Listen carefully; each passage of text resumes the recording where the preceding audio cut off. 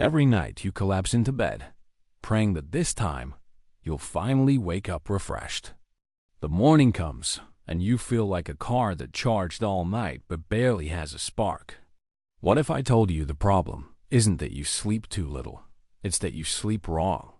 The Japanese discovered a trick that lets them sleep less and still wake up with fire in their brain. And now, so can you. You've been told your entire life that the key to feeling rested is simple. Just sleep more. 8 hours, 9 hours, maybe even 10 if you're desperate. But if more sleep really solved the problem, why are millions still waking up exhausted every single day? The truth is, more time in bed doesn't guarantee energy. It often just prolongs poor recovery. In Japan, the culture flips this logic on its head. Instead of obsessing over how long they sleep, they've mastered how well they enter sleep. Their routines are built to transition the body smoothly into deep rest, faster than you think possible. It's not about adding more hours. It's about activating deeper restoration within the hours you already have. The science agrees. Researchers have found that hitting the right phases of sleep, especially deep and REM, is what actually restores your mind and body. But most people barely scratch the surface, tossing and turning in shallow cycles. That's why some people feel amazing after 6 hours, and others feel dead after 9. Japanese micro-habits work because they aren't hacks, they're systems. Small actions that tell your nervous system, we're safe. It's time to shut down. They accelerate the path into restorative sleep, so your body gets what it needs without wasting time. When sleep is engineered this way, you wake up sharp, even on less. Picture a typical Western evening. Bright screens, loud background noise, endless scrolling until your eyes burn. Your brain, overstimulated and chaotic, gets no signal that it's time to slow down. You turn off the light, but your mind keeps racing. Sleep doesn't just arrive because you want it. It arrives when your body is properly invited. Now step into a Japanese night. It's a ritual of intention, not accident. A warm bath, a room filled with soft light, perhaps a few minutes of seated stillness. Even something as simple as sipping herbal tea or folding clothes with care becomes part of the message. The day is ending. These habits are like stepping stones towards sleep, and they activate the parasympathetic nervous system, the one designed for rest, digestion, and healing. The beauty of this approach is its simplicity. You're not forcing sleep, you're allowing it. When your body receives calm sensory inputs, it starts producing melatonin naturally. Your heart rate drops, your muscles loosen, your thoughts soften. The transition into sleep becomes smooth, gentle, and predictable, not abrupt, stressful, or delayed. This is how Japan primes the mind for deep, uninterrupted rest. And here's the most important shift. Bedtime doesn't begin when your head hits the pillow. It begins an hour before that moment, sometimes more. It's everything you do to guide your system into stillness. You wouldn't run a marathon without warming up.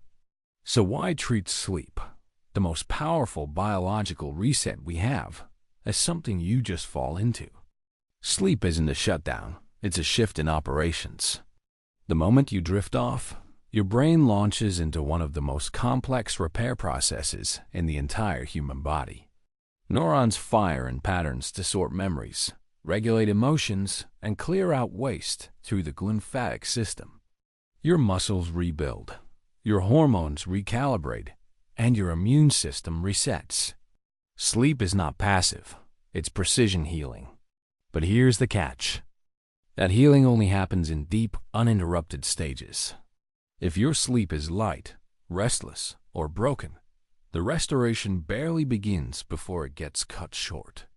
Your brain needs full cycles, especially stages 3 and 4, to complete its work. Miss those, and you wake up physically present but mentally foggy, emotionally drained, and still carrying yesterday's stress like luggage you forgot to unpack. This is where the Japanese approach makes a quiet revolution. Their evening structure isn't just about falling asleep, it's about falling into the right sleep. Their routines help bypass the fragmented, surface-level rest most of us settle for. The body drops into the deep stages faster, stays there longer, and completes what it was biologically designed to do. Less tossing, more cleansing. Less noise, more repair. So instead of asking, how many hours did I get? The better question becomes, how deep did I go? Japanese sleep culture is built around maximizing that depth. Their philosophy? Give the brain what it needs, and it will reward you with clarity, focus, energy, and resilience. You don't have to sleep more. You have to sleep smarter. Your body isn't guessing while you sleep. It's following a rhythm. Every night, your brain cycles through different stages in roughly 90-minute waves. Light sleep, deep sleep, REM, then back again. These loops are sacred. Wake up in the middle of one, and it feels like crashing through glass. But wake up at the end of a cycle, and you feel strangely refreshed, even if you slept fewer hours. Japanese sleep researchers have emphasized this cycle timing for decades. Instead of chasing longer and longer sleep, they structure their routines around these internal clocks. They treat bedtime and wake-up time like carefully timed landings. Hit the rhythm and you glide. Miss it and you crash. It's not about how long you're asleep. It's about where in the cycle you open your eyes. Think about it. This is why someone who sleeps 6 hours can feel sharper than someone who sleeps 8. If the 6-hour sleeper completes 4 clean cycles and wakes up at the right moment, they win. If the 8-hour sleeper interrupts a cycle midway through stage 4, they feel disoriented, groggy, and drained. It's not just how much, it's when. And Japan's habits are built to sync with this natural metronome. You don't need perfect math or sleep tracking apps to benefit. Just begin noticing your natural rhythms. Try waking at the end of a 90-minute interval, 6 hours, 7.5, or even 9. Respecting these internal clocks is one of the most overlooked energy hacks in modern life. The Japanese don't sleep longer. They sleep in tune. That's why they wake up like it's their job. You can't sleep with a full inbox in your brain. And yet, that's how most people try, lying down with thoughts racing, worries looping, and unfinished to-do lists buzzing like static. Your brain is a processor, not a closet. If you don't clear space before bed, it will keep sorting, thinking, and calculating all night long. That's not rest. That's rehearsal. And it fragments your sleep into useless pieces. The Japanese have a solution that's as simple as it is profound. Before bed, many people engage in what researchers call a cognitive offload, a small ritual to reset the mind. It might be writing in a journal, lighting incense, sitting in silence, or reflecting on the day with intention. This isn't mystical fluff, it's neurological hygiene. It closes mental tabs the way you'd shut down apps to save battery. Science confirms it. When you externalize thoughts, on paper, in ritual, or through stillness, your brain reduces its nighttime activity. Stress hormones, like cortisol, drop. The amygdala, your fear center, calms down. Sleep becomes deeper, less interrupted, and more emotionally restorative. You don't just wake up feeling rested. You wake up feeling lighter, as if a burden was quietly lifted while you slept. This is where most people get it wrong. They treat sleep as the escape from their day. But in Japan, sleep is the continuation of a life lived with rhythm, grace, and mental clarity. The bedtime routine doesn't just prepare the body, it disarms the brain. And when the mind no longer feels the need to fight or fix, real rest begins. Peaceful sleep starts with peaceful closure. Most people think sleep ends when the alarm rings. But the way you wake up is just as important as how you drifted off. In Japan, the morning is not a chaotic race. It's a ritualized awakening. Curtains open slowly to let in sunlight. Movement is gentle. Breath is intentional. This calm emergence tells the nervous system the night is complete. It's safe to return to the world. Compare that to the Western routine: a blaring alarm, cold floor, flashing phone, and immediate pressure. Your brain jolts into survival mode, flooded with adrenaline before you've even had a conscious thought. That's not waking up. It's being yanked out of sleep like a diver pulled from deep water. No wonder mornings feel violent. No wonder energy crashes by noon. The Japanese morning, by contrast, is a soft bridge. Natural light enters slowly, regulating your circadian rhythm. Gentle movements, like stretching or washing your face, anchor you in your body. Some people even sit for a moment in stillness before speaking.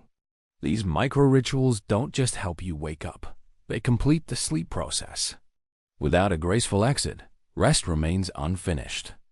This is what changes everything. When your body exits sleep in rhythm, not rebellion, the brain retains more clarity. Your stress response stays low. Your focus turns on gradually instead of forcefully. The morning becomes a continuation of rest, not a departure from it. Sleep, in this sense, doesn't end with closing your eyes. It ends with how you open them. Walk into a traditional Japanese bedroom and you won't find chaos. No piles of laundry, no glowing gadgets, no cluttered corners or noisy distractions. What you'll find instead is intention: a clean floor, soft textures, sparse decorations. In a small space, everything must have purpose, and that purpose is rest. Minimalism isn't just aesthetic. It's neurological. Your environment talks to your brain whether you realize it or not. A cluttered room screams of unfinished business. It keeps your mind alert, anxious, and distracted, even when the lights are off. That's why you can sleep 8 hours in a messy room and still wake up tired. The space around you becomes a silent conversation your nervous system is forced to answer all night long. In Japanese culture, there's a quiet reverence for the space you sleep in.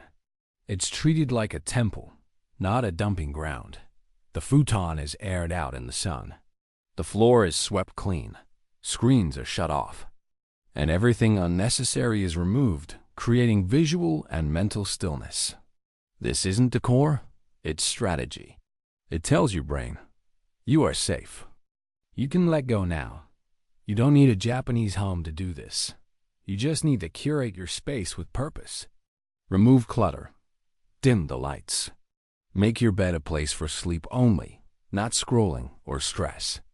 When your room becomes a cue for peace, your brain begins to associate it with rest on autopilot. In a world full of noise, the most powerful sleep hack might be silence, and a space that honors it. What if feeling rested wasn't about routines, but about how you see yourself? In Japanese culture, rest isn't framed as indulgence, it's seen as readiness. The purpose of sleep is to prepare for life, not to escape from it. That means being rested isn't a lucky accident. It's an identity people build with intention, night after night. They don't hope to feel better in the morning. They expect to.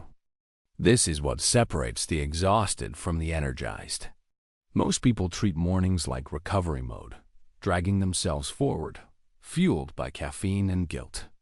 But in Japan, the morning is the result of a well-crafted process. You become someone who wakes up sharp because you've engineered the conditions for it. You're not reacting to sleep. You're taking ownership of it. Athletes don't wait to feel motivated to train.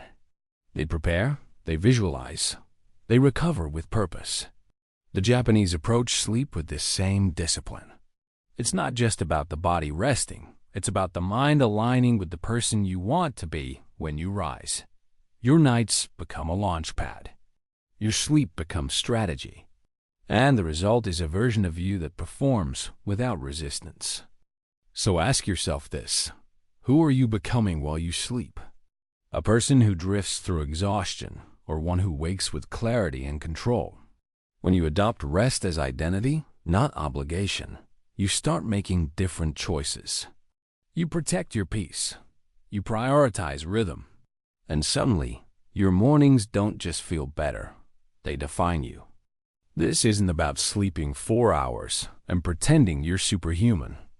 It's not a badge of hustle or a shortcut through biology. The Japanese secret isn't to cut sleep, it's to optimize it. They've mastered how to drop into deep recovery faster, stay there longer, and wake up because the work is done, not because the alarm said so. Rest becomes precision, not punishment. Imagine what your life could look like if you didn't need 3 alarms, 2 coffees, and a panic spiral, just to function. Imagine waking up before the world, with energy already flowing and your thoughts already clear. Not because you forced it, but because your nights were designed to support it. This is what smarter sleep makes possible. Less time in bed. More life when you're out of it. Every small shift matters. Dim the lights earlier. Clear your mental inbox. Align with your cycles. Treat your room like a sanctuary, not a storage unit.